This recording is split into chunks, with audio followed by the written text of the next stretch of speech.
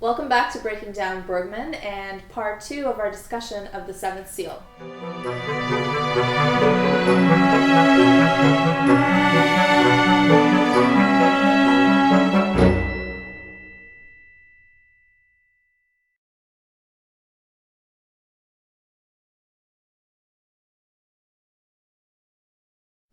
So in part 1 of our discussion, we were looking at some of the characters in a very basic sense, and we were talking about how the knight and the squire sort of represent, as Bergman put it in one of his interviews, the polarizing viewpoints of religion and life and death that he had debated. But you were pointing out that there's a whole array of characters that you think sort of fit into the different dilemmas that Bergman may be weighing.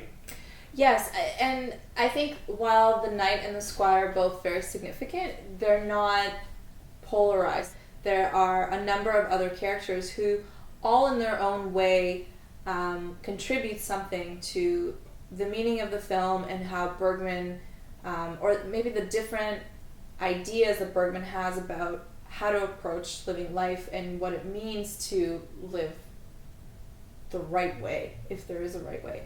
So while I think each of the characters adds something, so for example, we have Ravel, who is a former cleric in the church, and then during the time of the plague and the destruction has turned into, a thief who robs the dead bodies. We have this whole group of religious ascetics who believe that they can purify themselves and be saved from the plague and the wrath of God, but basically mutilating themselves and scarring themselves. There's just different town folk who each represent something. And they're all very brief roles in the film, which in my mind sort of beg the question of how much do they really mean to the overall message of the Seventh Seal. Absolutely. I think they each add some value, and you could look at, kind of the message or whatever the content that Bergman is exploring with that character and his or her journey, but it's more of a small nugget. Mm-hmm. It doesn't really thread through the entire film like the story of Antonius Block and his squire and Joff and Mia, who we really see from start to finish. I think the other characters that it's important to take note of are the metaphysical ones. Mm-hmm. So, for example, we have death personified in the film. God. And God, who is a character who's always invoked but never actually appears, mm-hmm. except through different representations like murals on the church wall or stained glass or this cross of Christ that's in the church and appears throughout the film multiple times that is confronted by Antonius. But I think whether you get the symbolic meaning of these smaller characters, it doesn't really matter to the enjoyment of the film. It really is the knight, the squire, and the actors that are the major roles in this film and carry the most meaning, aside from God and death, of course. And the actors, really, there's something we've seen so many times in Bergman films. That's a really interesting trope Bergman continues to play with, you're right. For example, in Sawdust and Tinsel, we've seen this traveling troupe of performers. Just like in this film, we have a traveling group of actors who go from city to city. And in a way, they're marginalized from society because they're never a part of it. They don't reside in one place. They're nomadic. They're kind of like a litmus test for Bergman in a way for some of his theories because they're exempt from the havoc or the punishment or whatever it is that he's wreaking on the other characters in society. Mm-hmm. So in this case, we have, the land is besieged by the plague. And because of the biblical references in the film, we know that at the time, people thought of diseases like the plague as a punishment directly from God. So it's kind of God purging the land of those that are evil. And that raises the whole question in the film that really resonated with me was not only what is the meaning of life, but what is the meaning of death? Why do people die? Why do people die in a Bergman film specifically? How is he making the choice of who gets to live and who gets to die? Because for me personally, it seemed kind of arbitrary. There was no satisfactory answer for me. And that's a question that really just is a constant throughout this film. Up until the final moments when we see the dance of death, there are people missing. So people that seem to have escaped the clasp of the Grim Reaper, or whoever we want to call this death character in the movie, they're just not there. And I think a lot of people have really questioned who made it out safely, if we're going to assume that, and why. Mm-hmm. Yeah, that was peculiar because as we mentioned before, it's a journey, and we see a host of characters traveling together. So Antonius Block and his squire return to the land. He's trying to make it back to his home where his wife is waiting for him, who he hasn't seen in 10 years. And along the way, he picks up this crew of miscellaneous characters and tries to carry them to safety. So as we go through that journey, some of them start to drop off and die.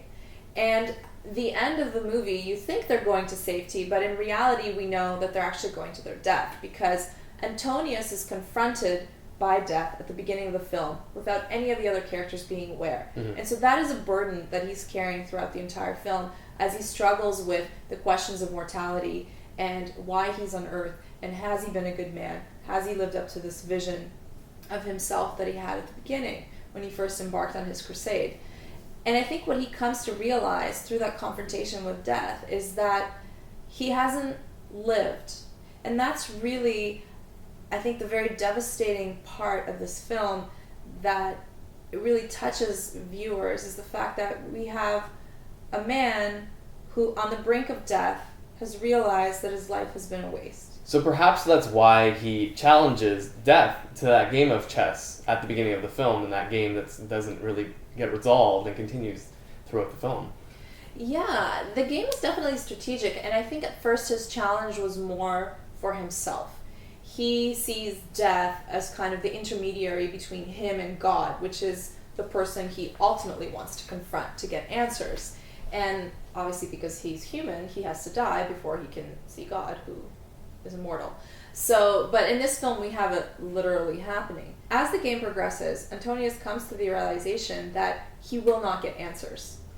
And he understands that he's not meant to get answers. He's human, and he's asking these otherworldly questions that there might not even be an answer to. It just is. And instead, he uses his chance, as he says, to do one last good deed, and that is to save Yoff and Mia. I think that's a decision that he reaches around the middle of the film, where there's this communal dinner, which we found particularly interesting because part of the dinner is a sharing of wild strawberries, which we keyed in, that's the title of Bergman's next movie, and that can't just be a coincidence. But I think the dynamic of the entire scene was interesting, because as we mentioned in the first episode, this is where we see the two opposing viewpoints of the spectrum of characters coming together. And I think the word that you used, communal, is very pivotal here, because the whole scene has this essence of a communion, like a church communion, where, the characters are all sitting together on the ground, and they're sharing two bowls, one full with milk and one full of strawberries. And when, you have communion in church, you're having wine and the holy host, or bread. So as they're sharing this food, Antonius is really taken by the beauty of their communion and the wholesomeness and simplicity of Yoff and Mia, and the life that's flowing in their little family and their vibrant little son. And he just sees the purity and the joy that they have in everyday life, and that's something that he's never been able to achieve himself. And that's when he comes to the realization that this whole time he's lived his life not in the way that God had intended for people to live. I think even visually, Bergman has added some real language in the appearance of the scene. There's a lot of light in the scene in a film that has mostly been dark earlier on, especially the scenes with the night. But here, the skies are clear, there's a lot of brightness, and Bergman is really putting some code onto film, I think, as well as what he's actually saying in the script with all the symbols. Given that there's so much to debate in this film, it's very understandable to see why this has become a favorite of film critics, of film schools, and really built itself a legend. And that's what we're going to discuss in part 3. In the meantime, we'd love to hear what you think of The Seventh Seal so far, and we'd welcome you to check out our Facebook page, like us on Facebook, and leave your comments. And we'll see you next time on Breaking Down Bergman.